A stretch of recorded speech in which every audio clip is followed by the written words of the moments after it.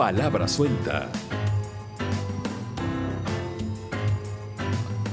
¿Qué tal? Buenas noches, bienvenidas, bienvenidos. Palabra Suelta con usted aquí por la televisión pública de nuestro país. Ecuador TV, miércoles 28 de marzo de 2018.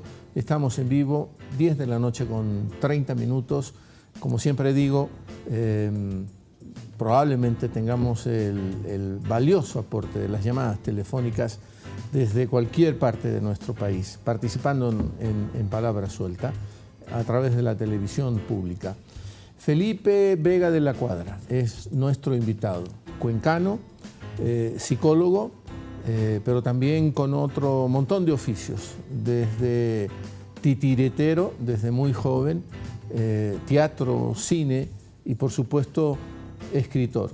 Está a punto de lanzar, no es su primera novela, tiene otras novelas escritas, pero venciendo ciertos miedos, ¿no? Porque ya vamos a hablar el peso de lo que significa el abuelo de Felipe Vega de la Cuadra. Venciendo todo eso, se ha animado a someterse al escrutinio de la gente y va a publicar su primera novela publicada.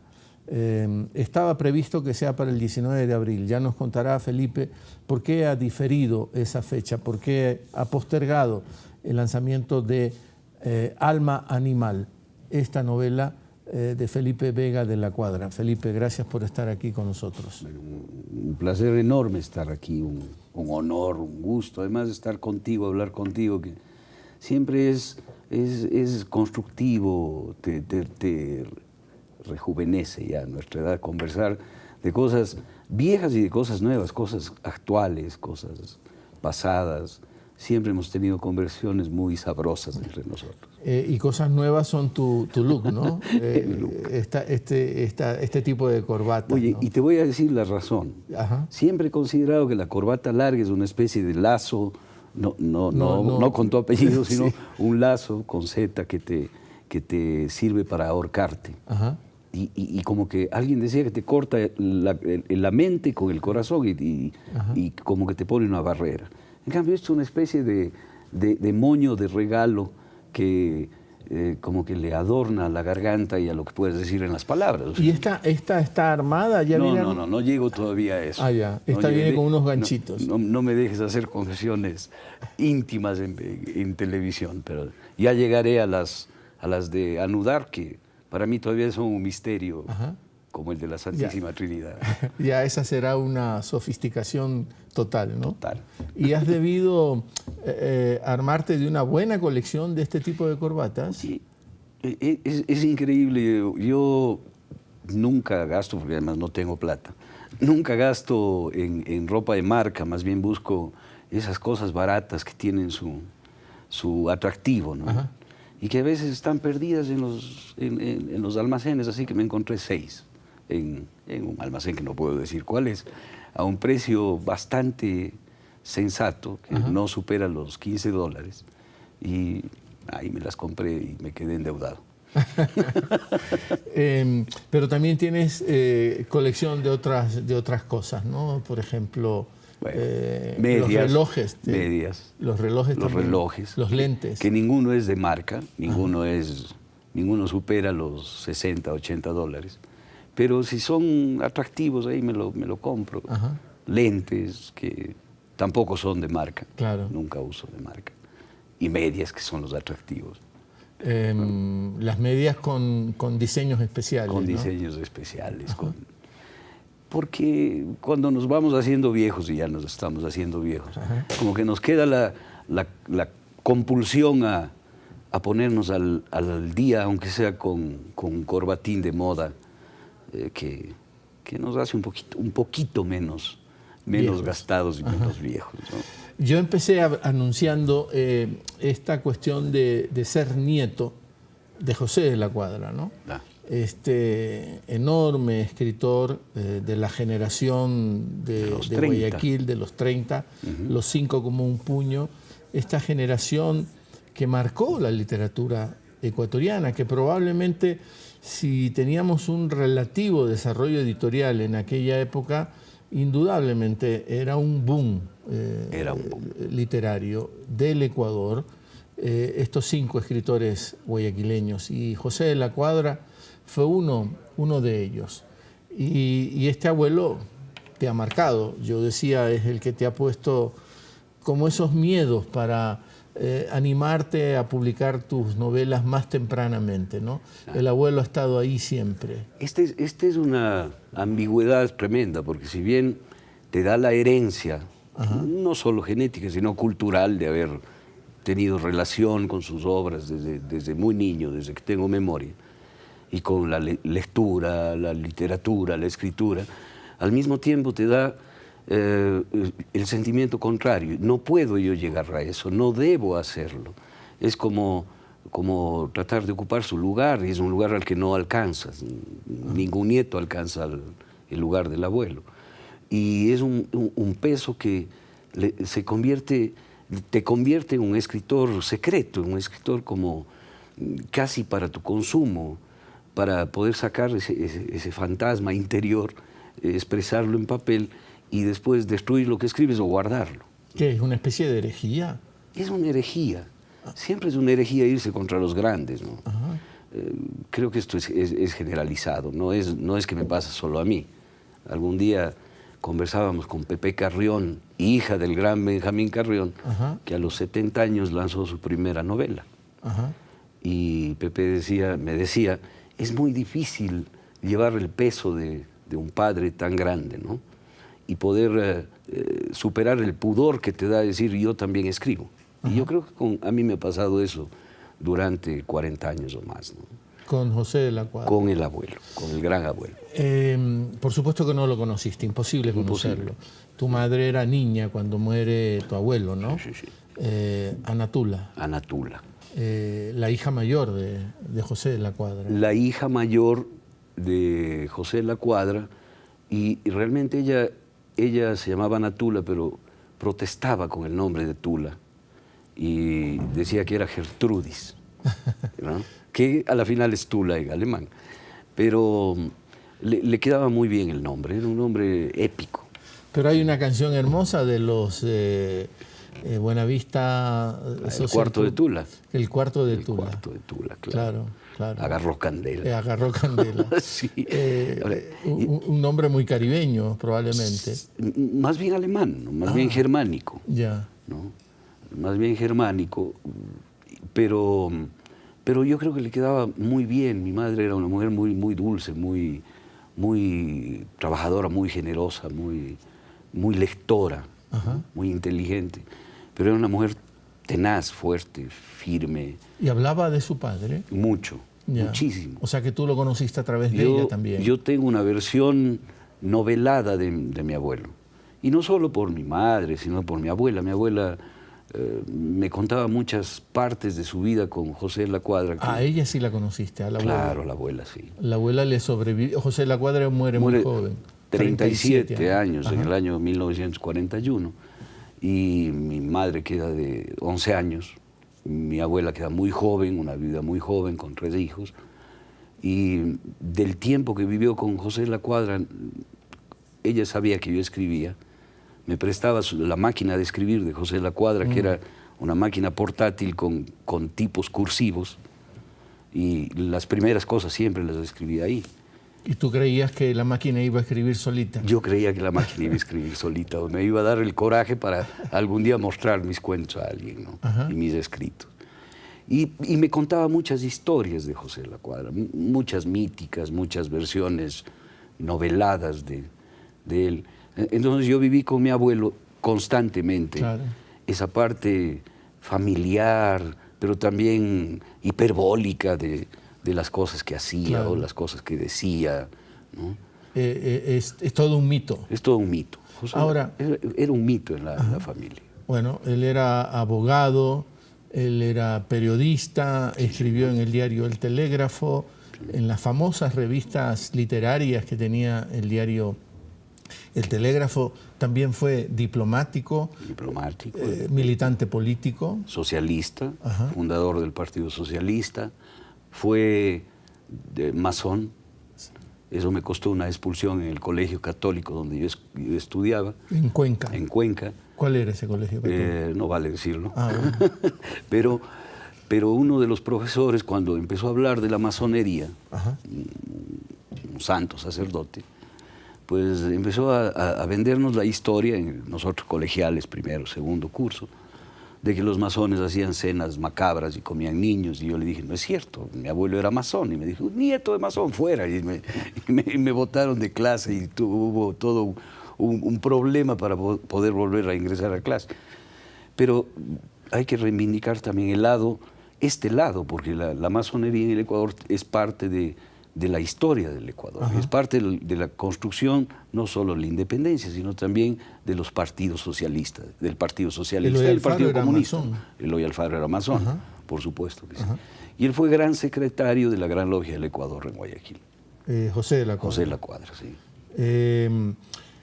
No es un problema cuando tienes un abuelo tan potente como José de la Cuadra, no termina todo, no termina todo subsumido en esta potente figura, porque no solo eres de la Cuadra, eres Vega, claro. Y entonces quizá hablaste o has hablado más de tu abuelo materno y menos de tu paterno. Bueno, yo ahí te voy a dar una explicación psicológica, sistémica. Porque eres psicólogo. Porque soy psicólogo y soy sistémico, claro. Y has ejercido. Y he ejercido, por supuesto que sí. Los hijos tomamos las historias y el ámbito de uno de los padres, ajá, dependiendo del orden de nacimiento. El primero toma el padre, el segundo de la madre, el tercero de ambos, el cuarto toma de todo el sistema familiar, el quinto repite padre, sexto, madre, y yo soy el sexto. Ah, tú eres madre. Entonces, mi vinculación inconsciente, primaria de nacimiento, es con la historia de mi madre y con el sistema de mi madre. Yeah. ¿Ya? Y eso es lo que me marca tener más información, más cercanía, más admiración por el sistema de la madre. Y esto sucede normalmente en las familias, y quienes nos escuchan se darán cuenta y dirán, sí, yo soy el tercer hijo y ciertamente estoy entre papá y mamá. Sí, ¿no? Sí, hay coincidencias, ¿no? Claro. Entonces, por eso hablo más de la familia materna. Y me ha traído toda la vida más la familia materna que la paterna. No quiere decir que no he amado y he querido y me he relacionado con mi familia paterna, pero es más poderoso la atracción a las historias, las personas de la familia materna. Ahora, habrás leído casi toda la obra de tu abuelo. Sí, toda. No es tan extensa. No es extensa. ¿Ah? No es extensa. No es extensa. Claro, están Los Angurimas, que quizás sea lo más conocido. Claro, ¿no? que es un cuento largo que no llega a ser una novela, ¿no? La única novela que escribió José de la Cuadra es Los monos enloquecidos. Que tuvo un problema. Está inconclusa. Ajá, sí. Esto entre todas las historias que me contaron, Pedro Jorge Vera me contó una historia. ¿Tienes también relaciones de parentesco indirecto? Político, ¿no? Político, con Pedro Jorge Vera. Y Alfredo Vera, su hermano. Claro. ¿no? Alfredo Vera, el que fue ministro de Educación de Velasco Ibarra. Ministro de Educación de Velasco Ibarra, en el periodo de la Gloriosa. En el periodo de la Gloriosa. Ajá. Y después se exiliaron en Chile. Claro, y toda porque Velasco Ibarra luego traiciona a la Gloriosa. Traicionó a la Gloriosa. Exacto. Este Alfredo Vera es hermano de Pedro Jorge. Y padre abuelo de mi esposa. Ya. Y padre estamos hablando de las relaciones familiares acá más. Sí. Pero bueno. Y me contó Pedro Jorge que mi abuelo tuvo un problema con su amigo Joaquín Gallegos Lara. Porque en alguna discusión política se resintieron. Y José de la Cuadra le había dado a leer el manuscrito de Los monos enloquecidos a Joaquín Gallegos. Y con la ruptura nunca más vio el manuscrito. Murió José de la Cuadra, murió Joaquín Gallegos, y mi abuela, al reunir toda la obra de José de la Cuadra para la primera edición de Obras Completas que la hicieron en la Casa de la Cultura ecuatoriana, recuperó Los monos enloquecidos de la madre de Joaquín Gallegos y la recuperó inconclusa. Yeah. De ahí salió ese mito que Joaquín Gallegos quiso terminar la novela y murió y hay una maldición que el que quiera acabar Los monos enloquecidos muere. pero es una leyenda urbana Claro. sobre el tema, ¿no? ¿Y por qué yo le doy crédito a las palabras de mi abuela? Porque mi abuela era quien le escribía en un cuaderno la primera versión de los escritos de mi abuelo, que él le dictaba desde una hamaca, ¿no? Se hamaqueaba y le iba dictando su primera versión de las... ¿Y cómo se repiten esas historias? Sí, ¿no? sí. Estos grandes tienen una mujer que está sosteniendo todo esto, ¿no? Y te voy a contar una cosa que es extraordinaria. Mi abuela, que era una de los 24 hijos de mi bisabuela, y de las últimas hijas de mi bisabuela, apenas... Tu bisabuela tuvo 24. 24. Eso era, bueno, no tenía nada más que hacer, me imagino, ¿no? 24 hijos. Y ella era una de las ese últimas. cuerpo, 24? Oye, eso es una pregunta importante como para que los médicos y la biología reflexione cuánto podía soportar una mujer de desgaste en esto, Sí, ¿no? sí, 24 alumbramientos. 24 alumbramientos. Ajá. Y ella era una de las últimas. Y entiendes que educar a tanto hijo en esa época era muy difícil. Entonces, mi abuela llegó a tener una formación muy básica, ¿no? Muy básica. Y se casó con el gran escritor José de la Cuadra, y él terminó de enseñarle a leer bien y a escribir bien, ¿no? ¿Cómo se llamaba tu abuela? Inés Núñez del Arco. Ajá. ¿Ya? Y ella, ahí hay una serie de historias maravillosas. Acaban de lanzar una novela sobre una tía bisabuela mía que fue la Madame Rivet, que se fue con Paul Rivet a Francia, la tía Michi, que le conocíamos todos, ¿no? Digamos, yo le conocí de niño, muy chiquito, cuando ella volvió de Francia, y mi abuela era sobrina de ella. Ya. Y la hermana de Madame Rivet fue la que tuvo 24 hijos, y se llamaba Tula, como mi madre. La abuela Tula. Historias como muy rurales también, ¿no? Sí. Muy emparentadas con la naturaleza. Con la naturaleza. Mi abuelo sacó toda su onda del Montubio, que él siempre escribió con B corta, no con B labial, como la Academia de la Lengua pone. Porque dice Miguel Donoso Pareja que Montubio viene de monte y vida. Sí. Y que por eso se escribe con B corta. Con B dentilabial, B pequeña. B pequeña. Sí. Bueno, él escribió todo eso porque conoció al Montubio y el ejercicio de su profesión. Se iba por uno de los ríos, Daule, Babahoyo, ¿no?, a defender en juicios a los Montubios. Y allí se contagió, se llenó de la historia de ese agro Montubio que después la convierte en lo que la convirtió.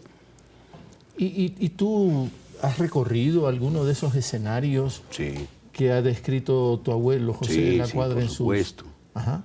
Hace no mucho me tomé una foto cerca de un matapalo, que es el árbol más maravilloso que tenemos en el Ecuador, Sí. y que quedan muy pocos. El matapalo del que te hablo está en el fuerte militar Manabí, en Puerto Viejo. Y las Fuerzas Armadas le cuidan con una entrega, con fruición, con una entrega maravillosa, ¿no? Y es un árbol enorme. enorme. Y cuando tú miras ese matapalo y lees la teoría del matapalo de José de la Cuadra, perdón, te das cuenta de que realmente es un tronco añoso en donde hay una compañía, un gremio de árboles, como el gremio de los Montubios de los cuales hablan, ¿no? Ajá. ¿Y te gusta el cuento Washington? Me encanta. Ajá. Y me encanta el libro, la primera edición de Washington, Sí. el lagarto Montubio, Sí. que la hizo en Argentina, en Buenos Aires, con grabados de Galo Galecio, pues una preciosidad. Y algunos de los cuentos de esa colección de cuentos están escritos en lo que se llama caligrama. Ajá. Es decir, el cuento es una figura. Y tiene un cuento que se llama Un Santo Nuevo. Un Santo Nuevo es el perfil de Lenin, ¿ya? De Lenin, el soviético, sí, ¿no es cierto? Sí, sí. De Vladimir Ulyanov Lenin. El nuestro es Lenin. Claro. Sí. Sí. El perfil de Lenin, de Ulyanov Lenin, y es un cuento sobre este santo nuevo que es el santo marxista al cual se le rinde homenaje y se le empieza a conocer recién, ¿no? Esta generación estaba conectada con todas estas ideas. Eso es extraordinario también, ¿no? Porque hay que imaginar lo que era nuestro país a primeras décadas del siglo XX, ¿no? Pero fíjate que aquí ellos yo creo que son herederos de un pensamiento muy importante que en el alfarismo, la primera década del siglo XX, ya había hecho carne, o sea, habían ministros de Alfaro que tenían una posición claramente socialista, ¿no? Claramente socialista, y que en el año 25 ya la expresaron en la Revolución abiertamente, Boliviana. claro, Ajá. y que fundaron el Partido Socialista. Ajá. Entonces, este pensamiento de izquierda que el mundo se inauguró en el año 17, aunque en Alemania Rosa Luxemburgo ya había hecho planteamientos muy interesantes, pero en el 17 con la Revolución Soviética, como que se desparrama en el mundo en estos círculos intelectuales, y el Ecuador no estuvo exento, Ajá. de ninguna manera, Ajá. ¿no? Y participaron en ello unos con un poco más a la izquierda que otros, pero no podía ser intelectual si no estabas vinculado profundamente a eso, porque la otra opción era ser cavernario, conservador, y ni siquiera abrirte a la posibilidad de nueva escritura, ¿no? Ahora, resumes también este otro lado, hablaste de los conservadores, Claro. porque tienes ahí también otras relaciones con conservadores. Y si nos remitimos a la Revolución Liberal, el último bastión que resiste a la Revolución Liberal de Alfaro está en Cuenca, precisamente. Claro, Creo que un pariente tuyo. Sí, el general Antonio Vega Muñoz. Sí, sí. Claro. Y esto es lo curioso, porque la familia paterna mía es conservadora y la familia materna es de origen liberal. Claro. El abuelo de José La Cuadra fue un general de Alfaro. Sí.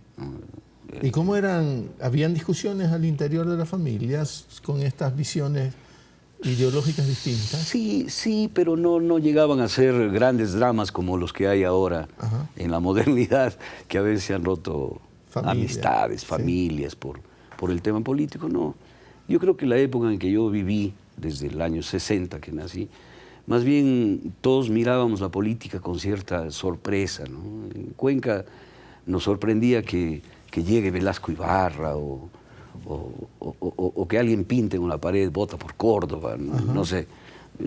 Era más sorprendente la política, los temas eran otros, era la supervivencia, el aislamiento, esta cosa endogámica de Cuenca.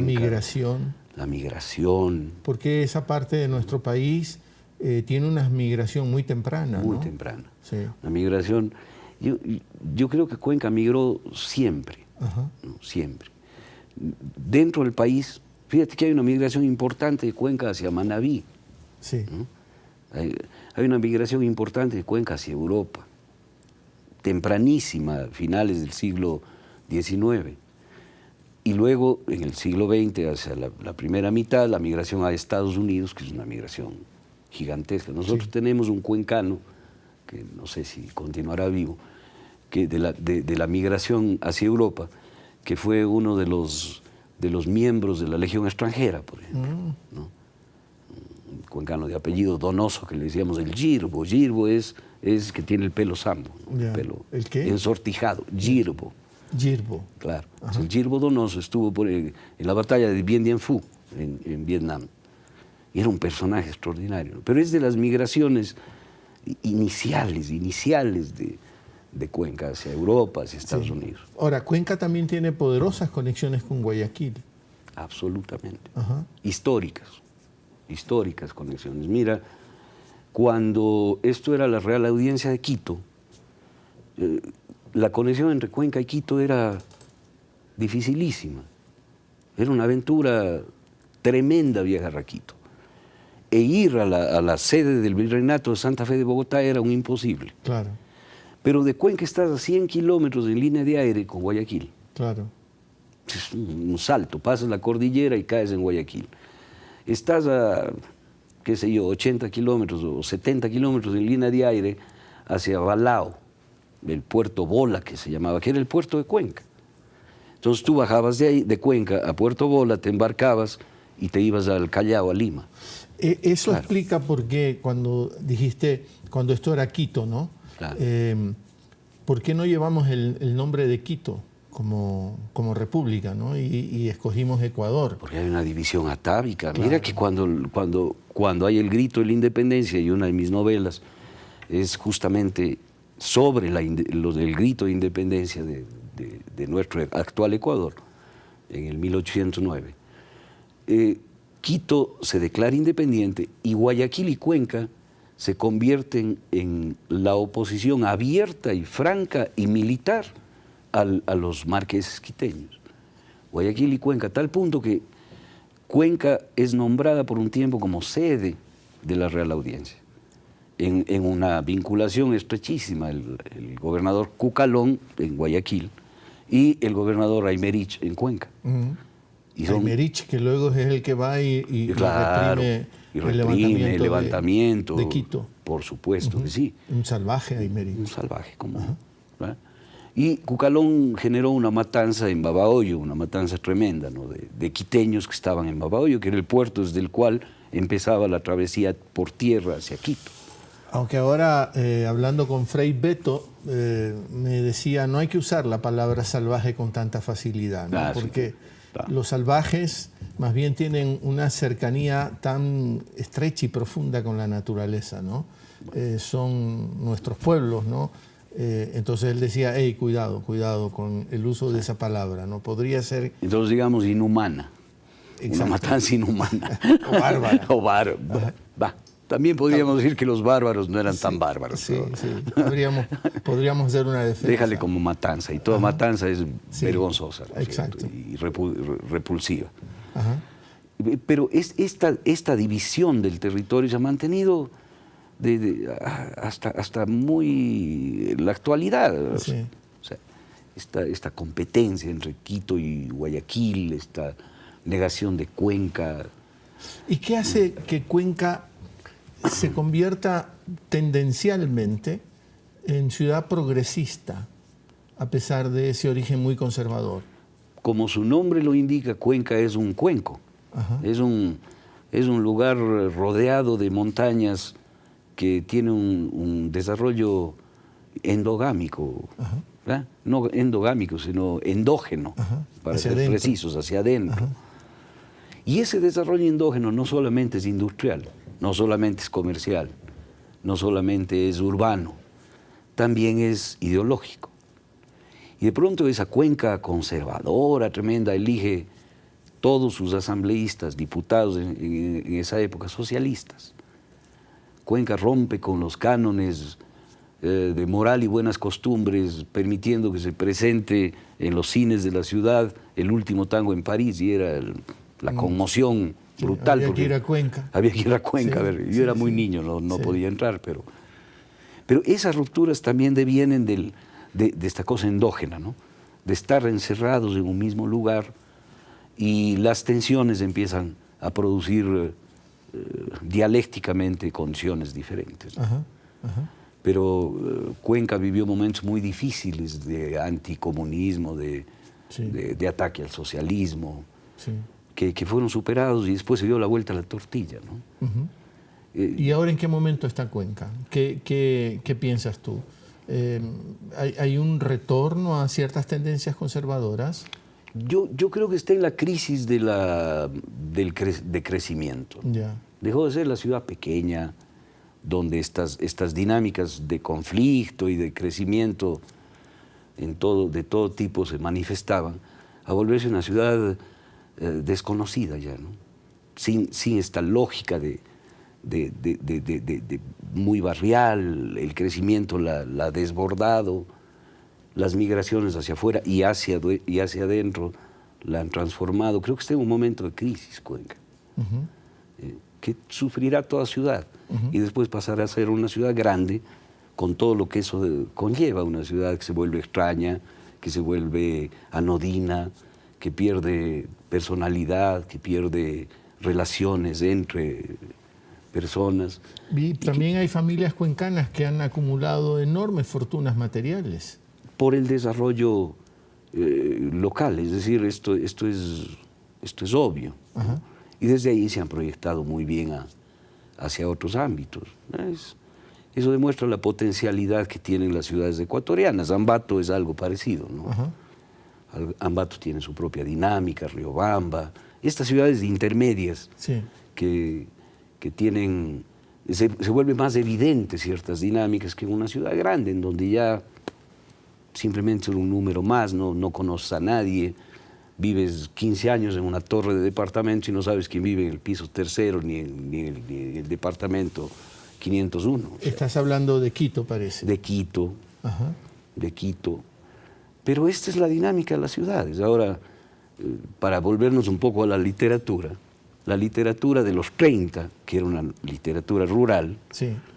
deviene en un momento una literatura urbana, Don Ovidia, Pérez Torres, que cuando viven esta crisis de crecimiento de las ciudades, porque Quito también era una ciudad pequeña. Sí, la transición, digo, Quito también es el espejismo, ¿no? Con el auge petrolero, ¿no? Sí. Por fin hay una clase media que en Quito se expresa con mayor nitidez, pero eso también cae en crisis. Cae en crisis. Ajá. Cae en crisis. La maravilla de las ciudades, de lo urbano, es esa dinámica constante. La ciudad es como un ser vivo, ¿no? Sí. A diferencia de la ruralidad que mantiene sus cánones, sus formas de vida, sus modos de relaciones, y que la literatura en el Ecuador casi agotó a la ruralidad. O sea, ¿qué pudieras describir hoy sobre el Montubio? Su alienación, digo en el mejor sentido, en el que ya dejó de ser Montubio, que está integrado a una globalidad de una forma absolutamente mágica, pero está integrado. Nos volvimos también sociedades muy urbanas, ¿no? Sí, totalmente. América Latina es donde quizá es más claro ese fenómeno, ¿no? Sí. Los procesos de urbanización, ¿no? Pero vamos un poco más a tu libro, que ibas a publicar, ibas a... Lo iba a presentar. A presentar. Ya está hecho, es que Letra Editorial ha sido tu casa editorial. Me has dicho que está bellísima la edición. Sí. Y ya no lo vas a presentar el 19 de abril como estaba previsto. Creo que no es oportuno presentarlo ahora. En el Ecuador estamos en una situación en la cual mi actividad profesional, que es el Ministerio de la Defensa. Sí, eso íbamos a hablar después, ¿no? Porque es sorprendente. Bueno, no sé si sea sorprendente, pero podemos hablar más bien de literatura, de estos ancestros tuyos, y después hablar de esto que ahora desempeñas, el Viceministerio de Defensa, ¿no? Eres como una ave rara, seguramente, por esos lares. Bueno, no sé, oye, esto es una cosa un poco... A ver, yo quisiera explicarme a mí mismo. Tengo muchos años en la administración pública, no es la inauguración, no es que yo dejé los títeres y ahora soy viceministro. O sea, tenías 18 cuando eras titiritero. 18, mis hijos nacieron de titiritero y los primeros años veían títeres. Pero son muchos años que ya no, son muchos años que estoy en la administración pública y he hecho una carrera, creo, satisfactoria ahí, ¿no? Entonces no soy una ave rara, más bien soy un funcionario público que tiene una afición inconfesable, es decir, la cultura es como una condición. Esa podría ser la ave rara de mi vida y de mi existencia en los últimos 25 años. Ajá. Entonces, pero te ves tú como un burócrata profesional, muy profesional. Sin la carga peyorativa, ¿no? Sí, como un funcionario público profesional que trata de cumplir su trabajo y su servicio de la mejor manera. Eso yo creo. Cuando me dicen que soy político, yo digo no, no soy claro, milito, pero nunca he estado interesado, tal vez de joven en alguna elección pública, no. O sea, soy un funcionario. Yeah. Y ese funcionario tiene un lado que no lo ha podido expresar por pudor frente a su abuelo. Esta es la hipótesis sobre mi existencia, que la digo públicamente y gracias a tu amistad sí, y confianza, porque esto no lo diría nunca. Sí. Tal vez esa es mi descripción, ¿no? O sea, ahora es confesable tu pasión por la literatura, sí, tu oficio de escritor, sí, todos los esfuerzos que ahora has venido haciendo para mejorar en este oficio de la escritura, sí, ¿no? Porque ahora incluso estás rodeado de amistades, de escritores, escritoras, sí, y discutes de estos temas. Que son amistades viejas, que las conozco de mucho tiempo, no viejas por su edad, o sea, sí son. También podrían ser. Sino que ahora las disfruto más, indecorosamente. Antes éramos amigos, pero no quería, o no podía, o no tenía el valor o el coraje de sentarme y decir, oye, yo también escribo, ¿no? Alma Animal, esta es tu novela. Esta es mi novela. novela. Que ya, como decíamos, decides sí someterla al escrutinio, sí, público, ¿no? Sí. Debe ser un momento muy complicado, ¿no? Es decir, sí, ahora la sometes. Ando nerviosísimo. Sí. Estoy muy nervioso, porque un hombre de mi edad, un joven puede equivocarse. Y levantarse fácilmente. Y es parte del crecimiento. Ahora es muy difícil eso. Entonces me siento muy retado con lo que va a pasar, ¿no? ¿Y quién te ha animado más a por fin publicarla? Abdón Uvidia. Abdón Uvidia cada vez que me veía me decía, vas a ser un gran escritor post-mortem. y con eso me ha tocado en el fondo del alma, porque cuando ya te acercas a los 60, sabes que has jugado ya más del primer tiempo, ¿no? Sí. ¿No es cierto? Mucho más del primer tiempo. Entonces, si la vida es generosa, podrías tener sobretiempo, ¿no? Podrías tener sobretiempo. Sí. Y eso ha sido lo que más me ha empujado. También mi esposa, la Sol, siempre me ha estado diciendo, pero publica, pero ¿por qué no publicas? ¿Pero por qué no publicas? Ella es testigo de mis escrituras, ¿no? 4 de la mañana me levanto a escribir y 7 le leo lo que he escrito. Entonces, ella va llevando el proceso de las cosas que escribo. Y siempre me insiste. ¿Y por qué no le aceptaste a Don Uvidia el título en latín? Que parecía que sonaba más bonito, Anima Animale. Porque el alma animal es uno de los protagonistas de la novela. Ya. Y la novela es un thriller psicológico, ¿no? Sucede en Múnich con 7 personajes que van desenvolviéndose en la novela y todos tienen una vinculación profunda, que es el alma animal, la condición animal de los seres humanos que la negamos sistemáticamente. Está puesta por la razón desde Descartes y desde un poco antes, desde los racionalistas, el pienso, luego existo. Que nos ha atormentado mucho. Que nos ha atormentado. Sí. La misma escolástica de la Edad Media nos ha atormentado mucho con esto de la razón y todo, ¿no? Y el alma animal está como perdida y todos somos nada más que eso, ¿no? Con ciertas capacidades extras. ¿Ya? Entonces la novela va hacia allá y el alma animal es la protagonista de una serie de circunstancias que son divertidas, que son... O sea, hay humor.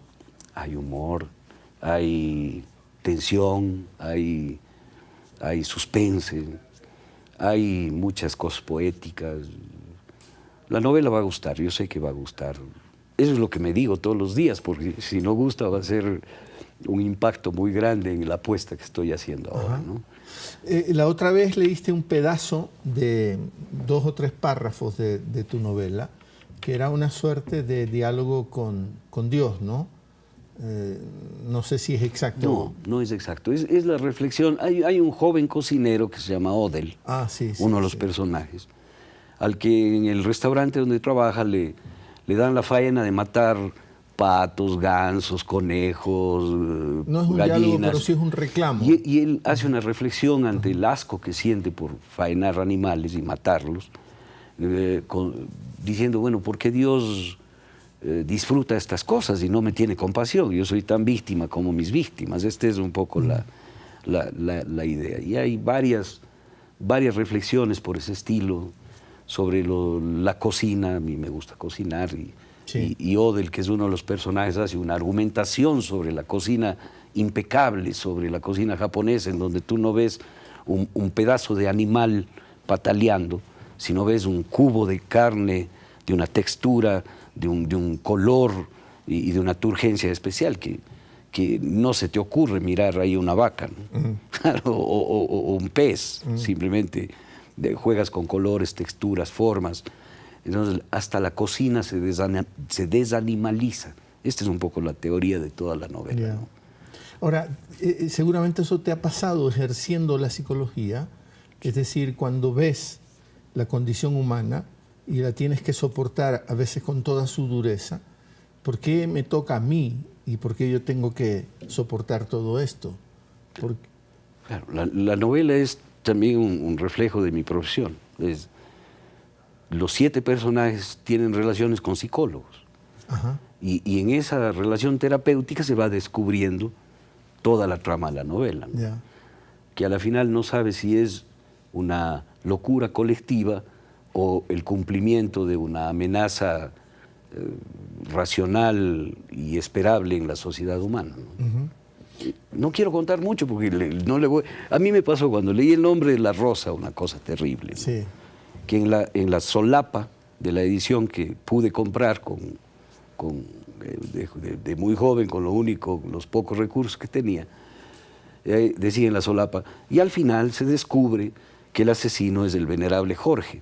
Y me arruinaron la novela porque nunca me llevó Humberto Eco por el laberinto de saber quién es el asesino, de quién tendrías que dudar, porque yo ya sabía de entrada quién era el que mató y que Azzo de Melchi y Guillermo de Baskerville le descubrieron, ¿no es Claro. cierto? O sea, me mató la novela, me arruinaron. Yo no quiero hacer eso con mis lectores y no quiero contarles mucho para que quede un poco la sorpresa en cada uno de los capítulos, ¿no?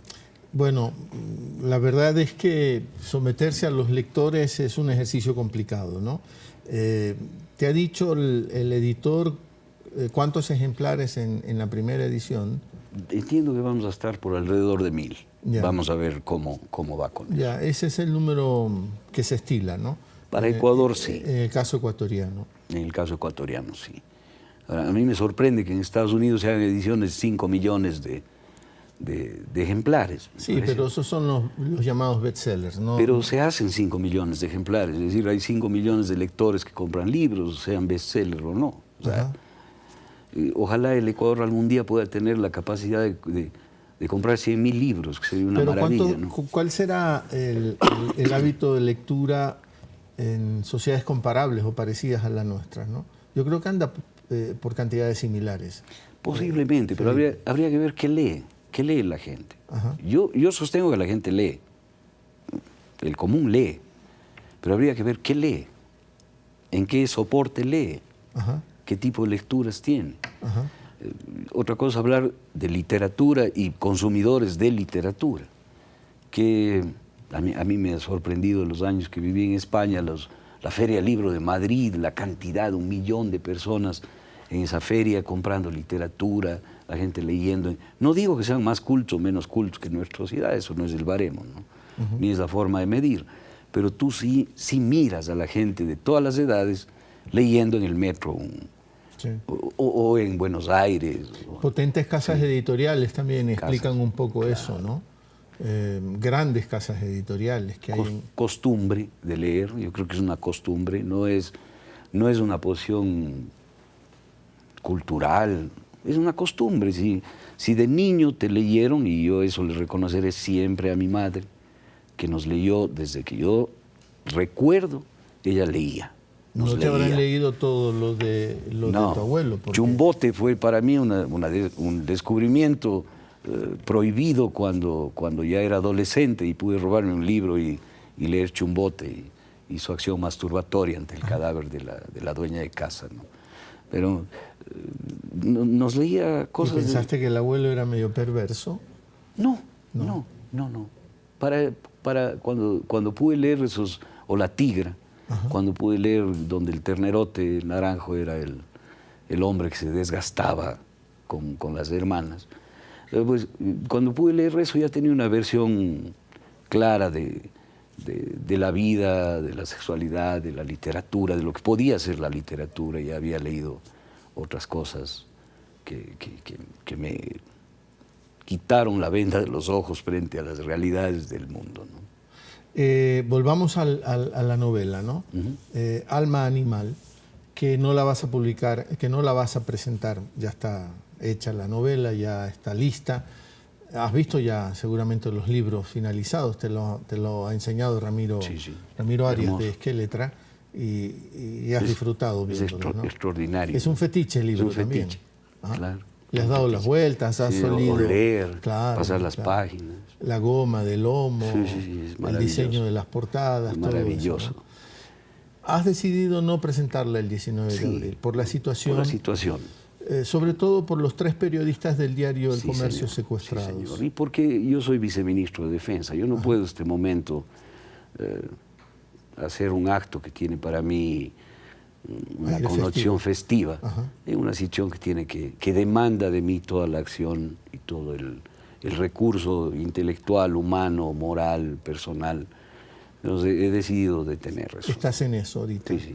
Sé que me advertiste y yo voy a ser muy respetuoso de esa advertencia, ¿no? Porque el gobierno ha decidido tener un solo vocero frente a esta crisis, y es el ministro Navas. César Navas. César Navas, ministro de Gobierno. De Interior ahora. De Interior, ¿no? Sí.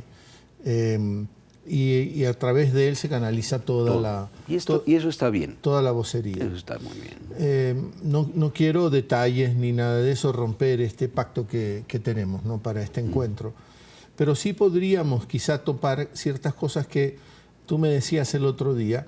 Tienes ahora esta teoría del pensamiento fácil, ¿no? Sí. Que no es originaria mía.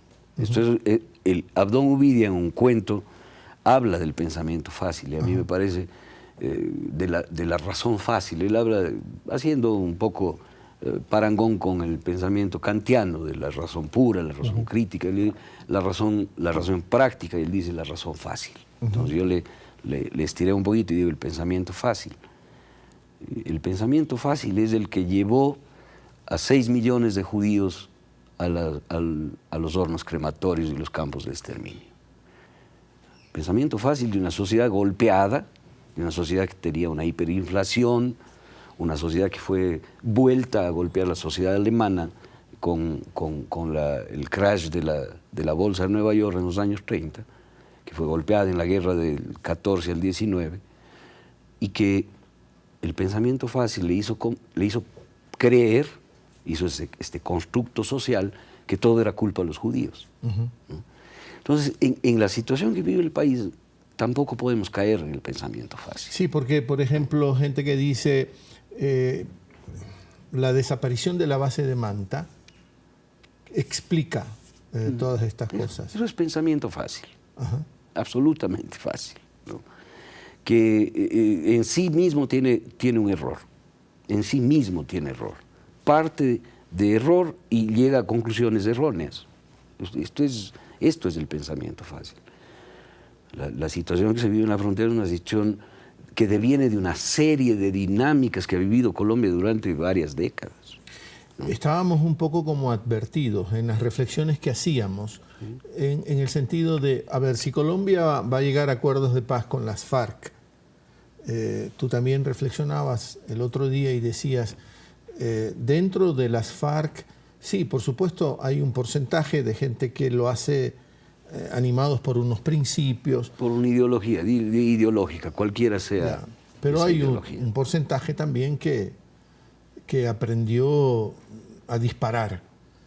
Más que eso, es un porcentaje que estaba ahí porque tenían que desarrollar métodos de finanzas, de logística, de ingresos, y que se dedicaron a cultivo de coca, a vías de sacada de droga, a provisión de insumos para esa actividad, al secuestro, a la extorsión. Las sociedades ecuatoriana y colombiana vivieron algunos eventos, nosotros y muchos en Colombia, de secuestro, de extorsión constante.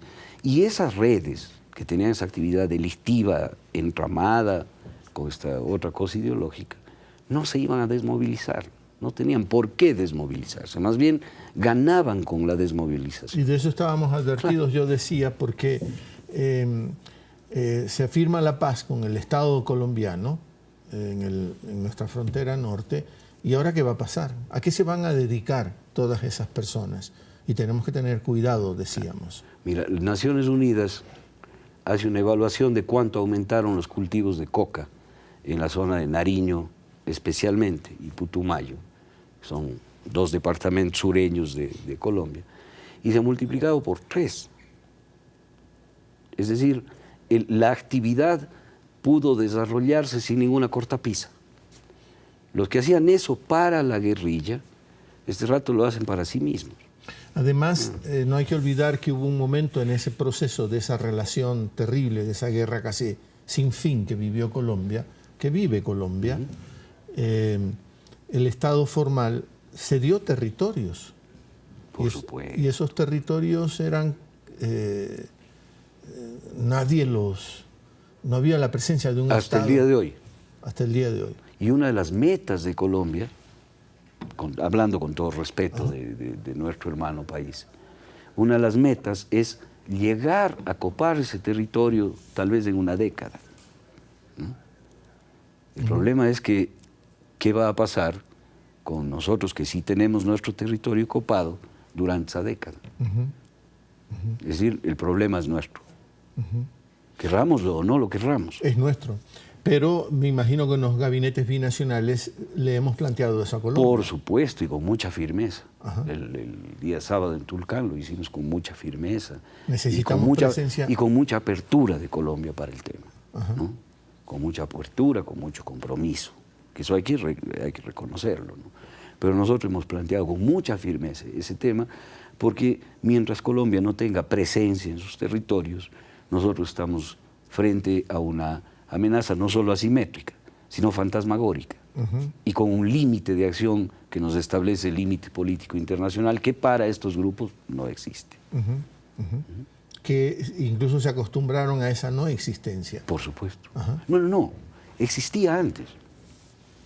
A ver. O sea, existía, porque la guerrilla no es que eventualmente habrá invadido nuestro territorio, ¿no? Pero no hacía actividades en el Ecuador.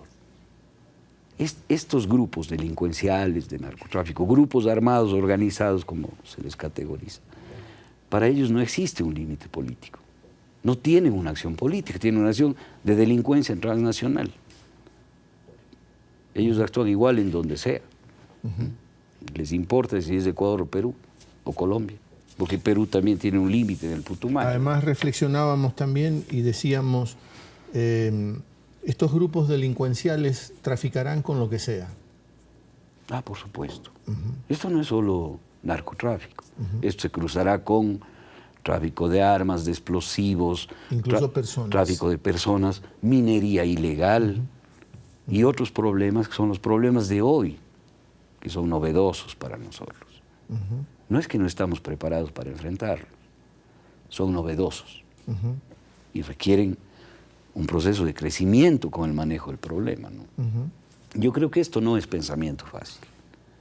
El pensamiento fácil da una solución fácil y parte de una premisa falsa y llega a conclusiones erróneas, así de simple. Y tendencialmente a responsabilizar a otros. A otro.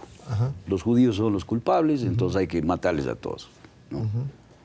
Y esto no puede pasar en el Ecuador. Aquí como lo que necesitamos este rato es primero mucha serenidad, porque es un problema serio, que demanda serenidad, que demanda análisis profundo, que demanda unidad nacional, que demanda despolitizar el tema. Si esto lo tratas políticamente, digo en la política no internacional, sino en la política diaria, cotidiana de lo interno, vas a equivocar el camino, ¿no? Esto debe estar exento del tratamiento político.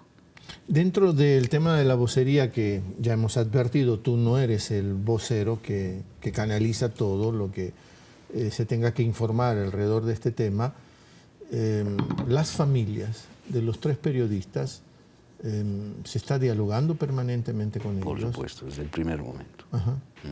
Y con la misma empresa del comercio. Ya. Y la cosa... Mira, la policía nuestra tiene muchísima experiencia en el tema. Creo que UNACE, como organismo de la policía, ha demostrado durante toda su existencia un nivel de eficiencia sin parangón, ¿no? Tienen capacidades, profesionalismo, eficiencia, experiencia. Yo, como ciudadano ecuatoriano común y corriente, tengo enorme confianza en esos cuerpos policiales que han tenido un desarrollo muy importante durante la última década, ¿no? Y lo manejarán de muy buena manera, con todos los aspectos que implica una situación como la que estamos viviendo, ¿no? Y este llamado a la ciudadanía, ¿no? Hay que confiar en las capacidades que tenemos. Y llamado también a ciertos políticos, ¿no? Sí. Que también están diciendo cosas que de pensamiento fácil, como tú mismo adviertes, ¿no? Análisis que terminan haciendo un daño enorme y que después nunca hay una disculpa, ¿no? O sea, lo que quedó, quedó y seguimos con otra lógica. Pero el Ecuador ya es un país maduro que tiene que ir enrumbándose por ese lado, ¿no? ¿Hay riesgos xenofóbicos ahorita? Digo, nos trae Colombia estos problemas, entonces Colombia es el problema. No hay. Mire, el Ecuador es un país que también tiene un récord extraordinario de apertura. Claro. ¿No? Si tú revisas, vamos a la historia que yo he vivido y que tengo memoria, cuando el gobierno de Allende subió al poder en Chile, hubo una ola migratoria de chilenos que no estaban de acuerdo con Allende. Claro. Cuando Allende cayó, hubo una ola migratoria de chilenos, en el año, luego de septiembre del 73, que llegaron también al Ecuador. Pero ahí que yo te hago una puntualización, y perdona hacerla, ¿no? Está bien, cuando sube Allende, chilenos que no están de acuerdo con Allende, con su... Cuando sube Pinochet, escapan de la barbarie, ¿no es cierto? Pero, o del... Bueno, perdón, no de la barbarie, de la desaparición, de la prisión, del terror, ¿no es cierto? Y llegan al Ecuador muchísimo. Sí. Cuando sucede lo que sucedió en Argentina, también el terror y la irracionalidad y la estupidez llegaron al Ecuador argentino. Cuando la guerra en Colombia, la guerra interna, desplaza gente, llegamos a tener 600.000 colombianos acá, integrados a la sociedad. El Ecuador nunca ha hecho un campo de refugiados. No los ha guetizado. No los ha guetizado jamás, y esto es un mérito del que debemos estar orgullosos siempre. Y el ACNUR lo reconoce. Lo reconoce ACNUR. Nosotros no, tenemos la frente en alto como para decir, nosotros no somos estado ribereño del Mediterráneo, que es el más grande cementerio humano contemporáneo, ¿no es cierto? Y les dejan morir en el mar. Que es como la negación de Europa. Como la negación de Europa, ¿no? Y de este Frontex, que es el mecanismo de defensa de las fronteras europeas. Ecuador integró 600.000 colombianos. Ecuador recibió en el momento de crisis de Perú una cantidad significativa de hermanos peruanos que luego de la paz venían sobre todo al sur del Ecuador a trabajar. Ecuador recibió ahora hermanos de Venezuela. Haitianos. Haitianos, cubanos en su momento. Es decir, nosotros no somos xenófobos, somos personas acostumbradas a convivir con hermanos de cualquier lugar. Y también hemos tenido grandes procesos migratorios. Nosotros hacia Estados Unidos, hacia España, hacia Italia, hacia la misma Venezuela, en un cierto momento. Claro. Es decir, conocemos los dos lados del problema. Todos tenemos un familiar fuera del país que emigró a los Estados Unidos, a Venezuela, a Italia, a España. Todos conocemos, tenemos amistad, llevamos cercanía con alguien que llegó al Ecuador, ¿no? Entonces, yo en esa lógica y sin ejercer pensamiento fácil, que no quiero hacerlo, te diría que el levantar una idea xenófoba en el Ecuador es el ejercicio del pensamiento fácil, ¿no? Que va a buscar un culpable, y en algunas redes sociales yo he visto algunos tweets, algunos posts alarmándose con la presencia de venezolanos en el Ecuador. Y yo he dicho, bueno, pero si siempre hemos tenido hermanos latinoamericanos acá, y en Cuenca tenemos norteamericanos que van a pasar sus últimos años de vida, y todos son bien recibidos, ¿no? No importa en qué condición vengas. El migrante siempre busca una condición mejor, y es un derecho humano. Nadie está exento de buscar una mejor condición y un lugar que le amen, ¿no? Pero bueno, por esa sensibilidad tuya, postergas la presentación de la novela. Por ¿no? supuesto. Me contabas que habías invitado al mismo Adón Uvidia, que fue, creo que uno de tus primeros lectores de la novela. No, de otras novelas. Ah, de otras novelas. Este es uno de los últimos de este momento. Ah, de Alma Animal. Sí. Él no había leído esta novela. Ya. Y Eliezer Cárdenas. Eliezer Cárdenas. Entonces ellos no van a estar en... Bueno, estarán cuando, si tienen generosidad conmigo, cuando pueda presentar la novela. ¿Y conservas el mismo escenario, es decir, el taller de Guayasamín? Habrá que ver las fechas si es que es posible hacerlo, ¿no? El taller donde pintaba Osvaldo. Sí. Sí. Que tiene un aire especial. Yo, cada vez que voy a la Casa Museo Guayasamín o a la Capilla del Hombre, hay un aire especial. Eso, como era Osvaldo, tú te acordarás, una especie de hierofante. ¿De qué? Hierofante es el que hace el gran celebrante de una religión, ¿no? Ya. Como gran obispo, ¿no? Ajá. Y Osvaldo era un poco así en el arte. Pintaba siempre con música de Bach, de fondo, ¿no? ¿Presentarás a Alma Animal con qué tipo de música? Bueno, yo hago una relación a la música barroca, ¿no?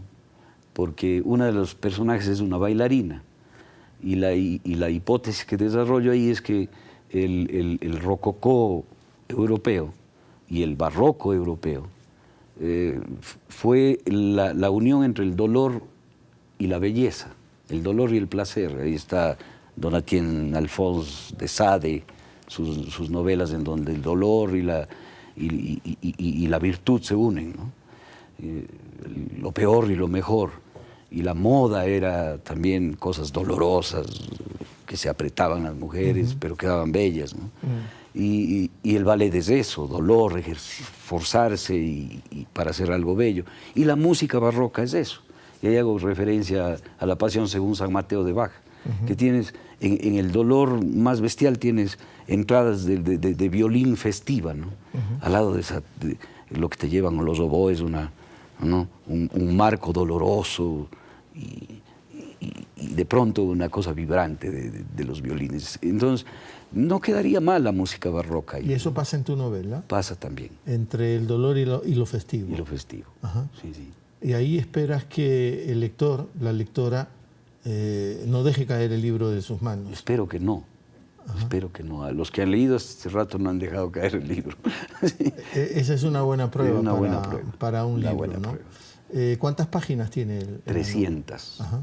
Son 30 capítulos, ¿no? Ajá. Está bien. Capítulos cortos, con bastante ritmo. Ajá. Espero que no caiga de las manos de nadie.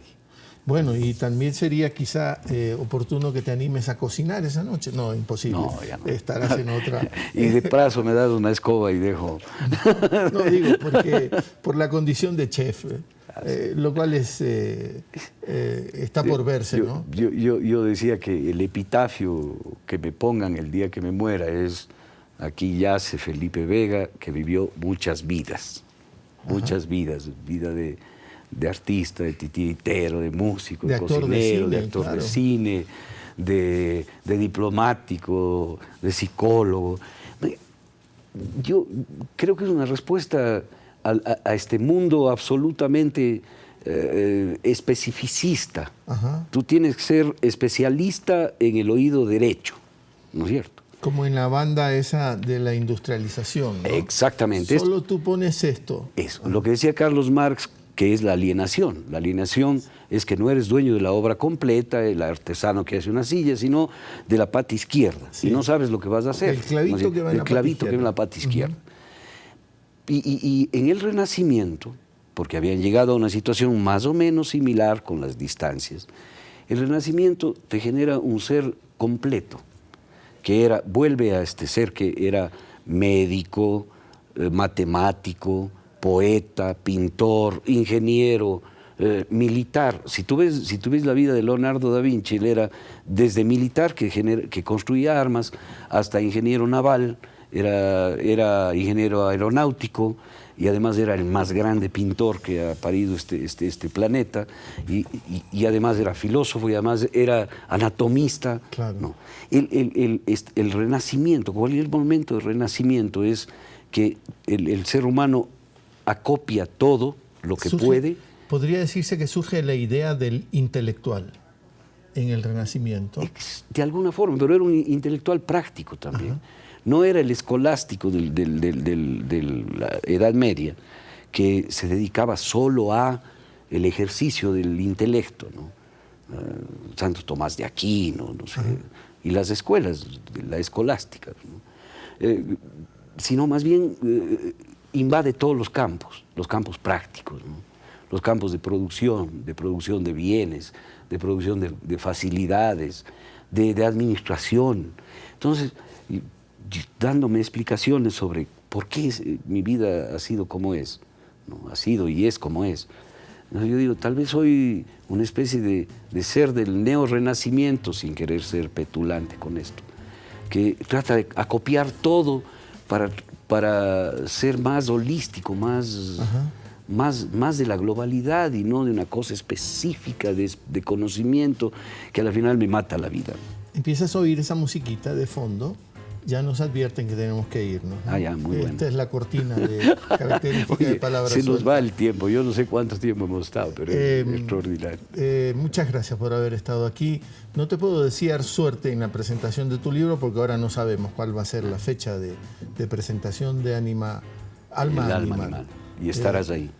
Pero mucha suerte cuando sea la fecha de presentación y también mucha suerte en tus delicadas funciones como viceministro de Defensa. Gracias, Javier. Felipe Vega de la Cuadra, aquí en Palabra Suelta. Nos vamos. A usted, como siempre, le agradecemos la compañía. Pásela bien.